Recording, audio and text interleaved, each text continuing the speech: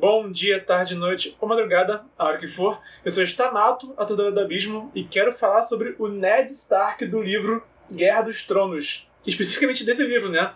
Eu não vou dar muitos spoilers aqui, mas se você não sabe muito bem quem é esse personagem, eu acho que você mora numa caverna, né?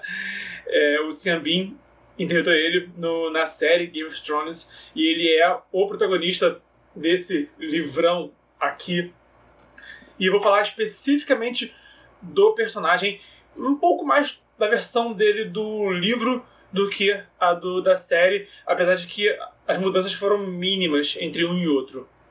Mas o foco aqui é realmente falar do personagem. Eu já falei aqui em outros vídeos de outros também personagens, como o Super-Homem, Mulher Maravilha, Batman, como também alguns personagens da literatura nacional, literatura fantástica nacional, como o Valen de Tormenta, o Adapak do Expressão de Carvão e o Ablon da Batalha do Apocalipse. E agora eu estou falando aqui também de alguns da literatura internacional. Já falei do Bilbo no vídeo anterior e agora é vez de falar do Ned Stark, porque ele é bem interessante em muitos aspectos, muito mais pelo propósito que ele ocupa na história do que pela pessoa que ele é em si. Então aqui eu falo de 5 elementos que eu acho que são fundamentais em todos os personagens, que são aparência, comportamento, motivação, histórico e diferencial. Então eu vou analisar todos esses aspectos em relação ao Eddard Stark desse livro. Confere até o final desse vídeo. Se você gostar do conteúdo, dá o like. Se você quiser mais conteúdo como esse, se inscreve e ativa o sininho. E se você conhece alguém que pode se interessar por esse conteúdo, envia também na rede social. Então, começando, a aparência do Ned Stark é o que seria assim, o ideal do nortenho. Ele sendo um protagonista, né? É muito comum que os heróis tenham arquétipos idealizados, né? Então, ele é o ideal de um cavaleiro, tá? E o ideal tem mesmo de testosterona, sabe? Que ele é um cara grande, ele é um cara forte demais, ele é barbudo, ele tem feições brutas. Os nortenhos são descritos com essas feições mais abrutalhadas. Isso, o diálogo dessas feições nortenhas acaba sendo mais nítido até nos filhos do Ned Stark, porque você só consegue realmente compreender por completo algo quando está em contraste com outra coisa. Então, no caso do Ned Stark, ele é esse homem meio abrutalhado, né, meio cavaleiro, não chega a ser um brucutu, não chega a ser selvagem, mas ele é bem bruto, né? E aí os filhos dele acabam tendo feições mais parecidas com ele ou com a esposa dele, que é a Catelyn Stark, que ela é, na verdade, ela vem da família Tully, então ela é ruiva e ela tem feições bem mais harmônicas. E aí, por exemplo, a Arya Stark é a filha que puxou ao pai, né? Então ela é um pouco mais bruta, ela não é assim padrão de beleza que se espera da sociedade, né? Enquanto a Sansa puxou a mãe, né? Então a Sansa é mais delicada, a Sansa tem mais traços assim, típicos de donzelas, né? E a Arya nem um pouco, né? Até os filhos homens do Ned Stark, né? O Jon Snow, ele é muito parecido com o Ned Stark, e o que causa um conflito, porque ele é um bastardo, mas o Robb Stark, ele é aquela versão do pai um pouco mais suave, porque ele puxou muitos traços da mãe dele, né? Então a gente consegue ver muito bem esses arquétipos dos nortenhos, né? E do Ned Stark através da família dele. Mas ele é basicamente um cavaleiro exímio, um homem forte, um homem alto e com feições mais brutas, né? E basicamente assim, mais testosterona que ele, só realmente outros homens que aí sim são bem mais brucutus, né? Como o Montanha, como o pessoal além da muralha e etc. Mas então o George R. R. Martin criou o Ned Stark para ser esse homão, né, cavaleiro, forte, líder, etc. O comportamento dele também é bem típico de um herói honrado e benevolente. E eu acredito que o Martin, ele criou assim, realmente o Ned Stark para ele ser esse personagem que é um tanto basicão mesmo, sabe? Acho que a intenção dele foi ser um cara bem basicão, que é pra ele ser esse condutor da história. Eu vou falar isso mais pra frente, tá? Porque geralmente, quando um personagem é muito padrão, muito arquetípico, não funciona tão bem assim, tá? Porque já foi feito a exaustão esse tipo de personagem, sabe? O Super-Homem é um ótimo exemplo, sabe? De herói típico. E já temos o Super-Homem, sabe? Outros heróis que são muito parecidos com o Super-Homem não tem algo assim de interessante para oferecer.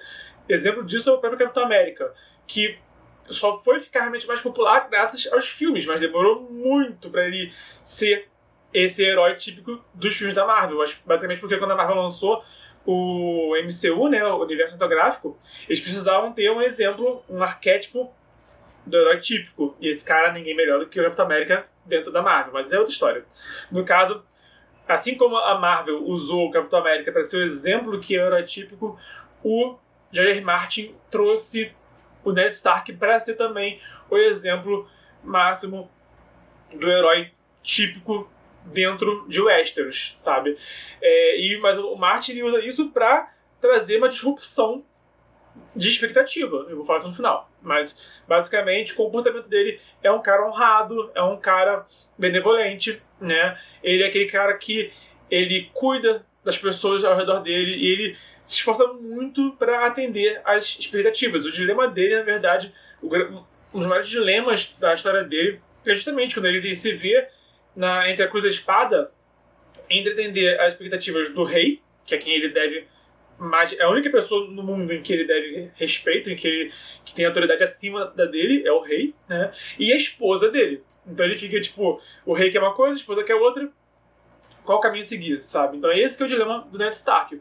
Que é um dilema, assim, que a gente vê em tudo que é lugar, né? Tipo, qualquer história de romance, por exemplo, pode ter esse dilema entre a profissão e o amor, sabe? Então é uma forma, só que dentro de fantasia medieval, de trazer esse dilema, né? O compromisso, a honra, né? Ou o amor à família. Mas enfim, o Ned Stark propositalmente é um cara bem padrãozão. É um herói padrãozão. A motivação dele é basicamente servir ao rei e ao povo, tá? Ele tem toda uma história que moldou ele como ele é, tá? Mas no fim das contas ele é aquele cara que ele é meio que bem sucedido no começo da história. Ele já lutou em várias batalhas, já guerreou, venceu, sabe? Então ele já tem assim um legado, já tem histórias sobre ele, né? O mundo já sabe quem ele é. Literalmente o mundo inteiro sabe quem é Ned Stark. Mas que alguém seja no outro canto do mundo, sabe? Ned Stark fica no Interfell, que é no norte, e assim, o pessoal do sul, né, de Dorne, sabe quem é Ned Stark. Então ele é um grande herói de guerra. Mas isso tudo tornou ele essa figura assim, paternal, essa figura patriarcal até. Tá? Eu diria que essa diferença entre uma pequena diferença, né, entre um herói como o Super-Homem e como o Ned Stark. Né? O Super-Homem é aquele herói líder, ele lidera outros super-heróis. Enquanto Ned Stark ele é um herói patriarcal, ele é um herói que zela pelos outros. Ele não tem tanto diálogo assim com os outros lords, por exemplo, que seriam equivalentes, né, aos grandes heróis desse mundo, né, enquanto no mundo super-herói nós temos aí os heróis, né, obviamente, como os grandes campeões do mundo em Game of Thrones. A gente tem os lords, o rei e os lords, né, de cada casa, os patriarcas de cada casa, como essa figura, né, de arquétipo, de campeões dentro da narrativa. O Ned Stark, ele não gera influência nos outros, pelo contrário, gera até mesmo uma competição, sabe? A princípio, no começo da história, os lords estão meio que cada um na sua, cada um cumprindo o seu papel, cada um cuidando do seu território, tá? A história começa justamente quando essa relação de poder começa a entrar em diálogo. Que no caso, quando o Ned Stark passa de um lord para ser a mão do rei, né? Então agora ele é oficialmente... esse é o começo da história.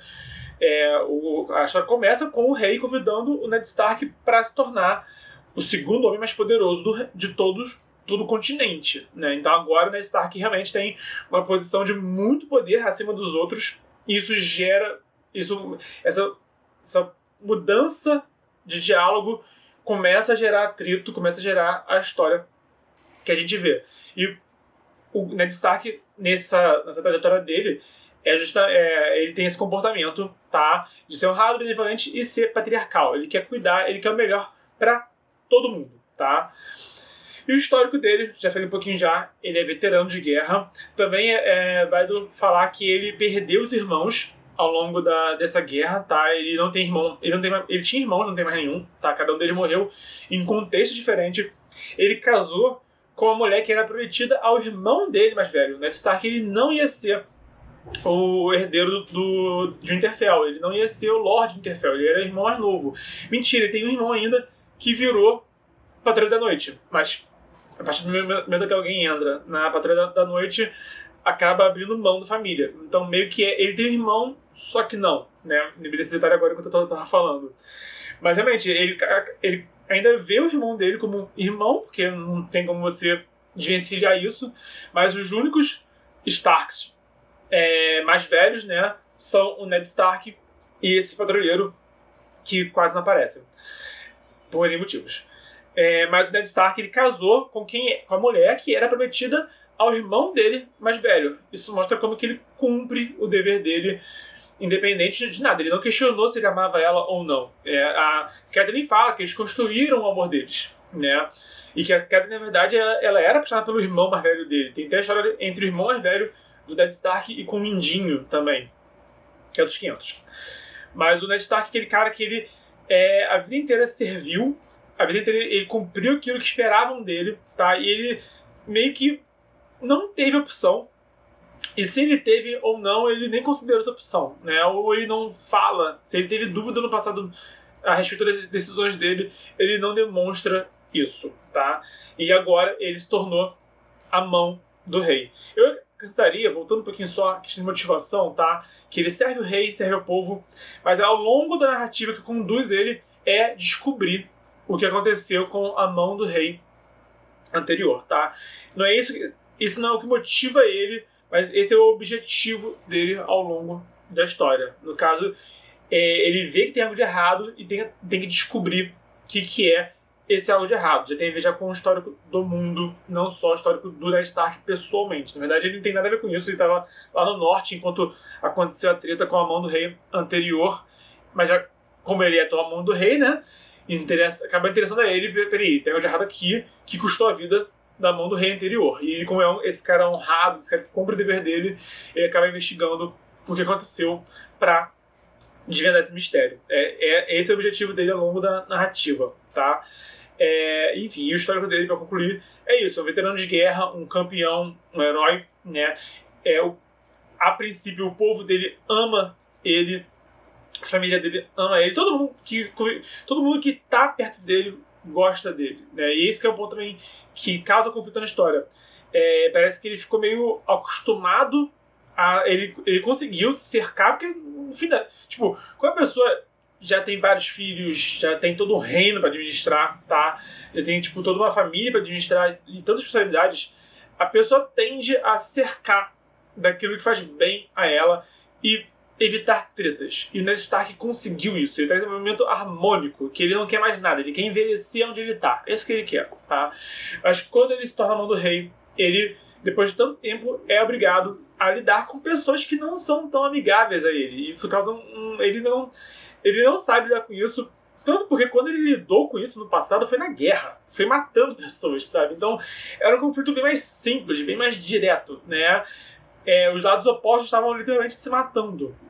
E agora, os lados opostos não são tão evidentes. Eles não sabem quem confiar, em quem não confiar. Ele não é esse cara da manipulação, não é esse cara da intriga, sabe? Ele não é um cara de intriga. Ele é um cara de cuidar das pessoas, é um cara de batalhar e administrar terras. É disso que ele é. E isso, ele está numa posição totalmente desconfortável nesse momento, o que leva ele ao diferencial dele. Dito isso tudo, tá? O Ned Stark é basicamente um herói típico, é um homão típico, tá? Ele tem um histórico dele que é bem interessante, mas que levaram ele a ser, né, esse patriarca, esse modelo de heroísmo. Então o que ele tem de demais, que valeu a pena fazer um vídeo sobre ele? Porque se fosse pra fazer um vídeo só sobre mais um herói típico, eu sinceramente nem ligaria essa câmera. E, bom, se você mora na caverna e não viu a primeira temporada do Game of Thrones e nem leu o livro, eu vou dar aqui um spoiler, tá? Então, assim, é um spoiler que eu acho que a maioria das pessoas já conhece. Mas se você não conhece, não quer conhecer, para o vídeo, vai ver. Não vê o Game of Thrones não, porque o final foi decepcionante. Lê o livro, tá? Se você quer conhecer Game of Thrones, vai pelo livro. É melhor. Mas enfim. O diferencial do Ned Stark é que ele morre, sabe? E esse que é o ponto. O George R. R. Martin, ele não criou uma história típica, tá? E justamente para atrair o leitor para essa história que não é nada típica, que vai ter um monte de morte, vai ter um monte de reviravolta, em que nem sempre o mocinho vence, né? E nem sempre o método de vencer não é o método tradicional, sabe? Enfim, para ele contar essa história que realmente desconstrói tantos arquétipos que a gente está acostumado, o ponto inicial dele foi trazer o herói mais padrão de todos. E funcionou, porque todo mundo gostou do Ned Stark, todo mundo torcia por ele, e ele morreu, sabe? Então, na verdade, E o Ned Stark, assim, de todas as mortes do Game of Thrones, ele foi aquela morte que estava, assim, mais encomendada desde o começo, sabe? Ele foi criado para morrer, desde o princípio. Mas o George R. R. Martin, ele consegue ludibriar a gente, né? É um truque de mágica. Escrever, muitas vezes, é um truque de mágica.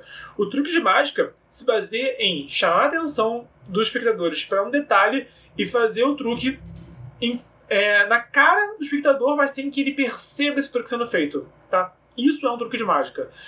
História é assim. Às vezes, você quer contar uma história, você conta de uma maneira a criar expectativa e subverte essa expectativa de forma que não trai o espectador, o leitor, etc., mas que também surpreende ele, tá? E, no caso, a morte do Ned Stark é uma surpresa, assim, que todo mundo, quer dizer, todo mundo, né? A grande maioria ficou assim, de como assim mataram o herói, sabe? Como assim mataram o principal da história? Mas, no fim das contas, isso tudo, esse herói tão padrão, tão arquetípico, ele foi usado como um boi de piranha, sabe? Ele foi criado e foi desenvolvido, elaborado para conduzir esse início da história para daí em diante desmoronar, né? E tudo ir ladeira abaixo. Game of Thrones é uma história de ladeira abaixo o tempo todo, né? É guerra, é morte, é treta, é monstro que ninguém entende, que ninguém conhece, surgindo e ressurgindo.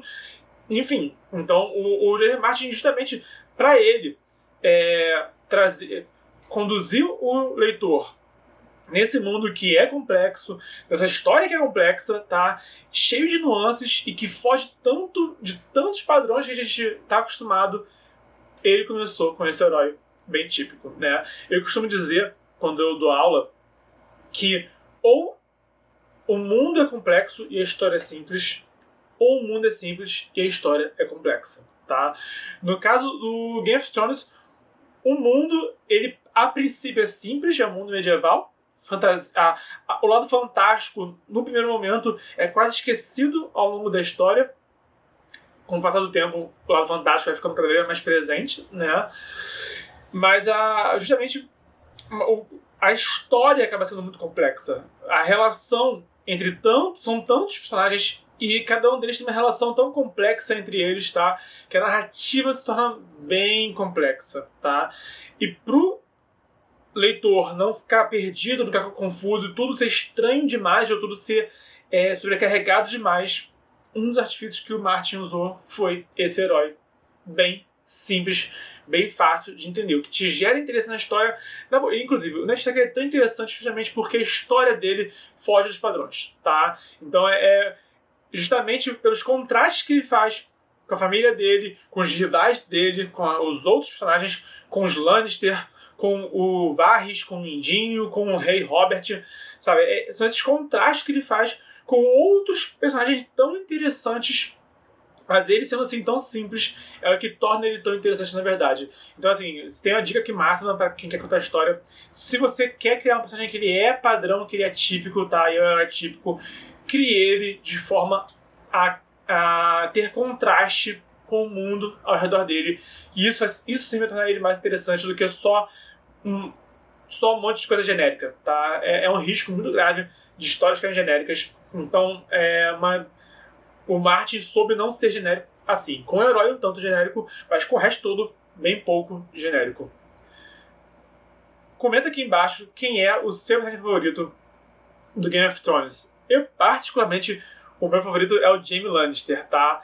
Que eu acho que, justamente por ele ser tão sangue ruim, mas o fato de ele ser tão sangue ruim é o que faz a trajetória dele ser tão interessante ao longo da narrativa, tá? Então, eu ficava meio... ele é um cara muito ambíguo, Jaime Lannister, ao contrário do Ned Stark, né? Que é um cara bem simples. O Jaime, ele é muito ambíguo.